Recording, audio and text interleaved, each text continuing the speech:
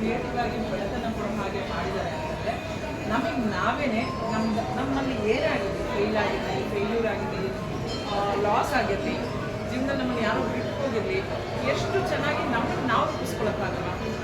ಬೇರೆ ವಸ್ತುಗಳನ್ನೇ ಇಷ್ಟು ಚೆನ್ನಾಗಿ ಕ್ರಿಯೇಟಿವ್ ಆಗಿ ಕೊಟ್ಟಿದ್ದಾರೆ ಅಂತಂದರೆ ನಾವು ನಮ್ಗೆ ಅವಕಾಶ ಇದೆ. ಕೊನೆ ಗಳಿಗೆ ತನಕ ಕೂಡ ನಮ್ಮಲ್ಲಿ ನಾವು ಒಂದು ಹೊಸತನವನ್ನು ತಂದ್ಕೊಳ್ಳೋಕ್ಕೆ, ಹೊಸ ಪರ್ಸನ್ಗಳು ನಾವು ಆಗಲಿಕ್ಕೆ ನಮ್ಗೆ ಅವಕಾಶ ಇದೆ. ನಮ್ಮನ್ನು ನಾವು ಪ್ರೀತಿಸ್ಬೇಕು, ನಮ್ಮ ವರ್ಕ್ ಏನು ಅನ್ನೋದನ್ನು ನಾವು ತಿಳ್ಕೋಬೇಕು. ನಾವು ಜಗ್ಗಿಯವ್ರದ್ದು ಈ ಆರ್ಟ್ ನೋಡಿ ನಮಗೆ ಥಾಟ್ ಬಂತು.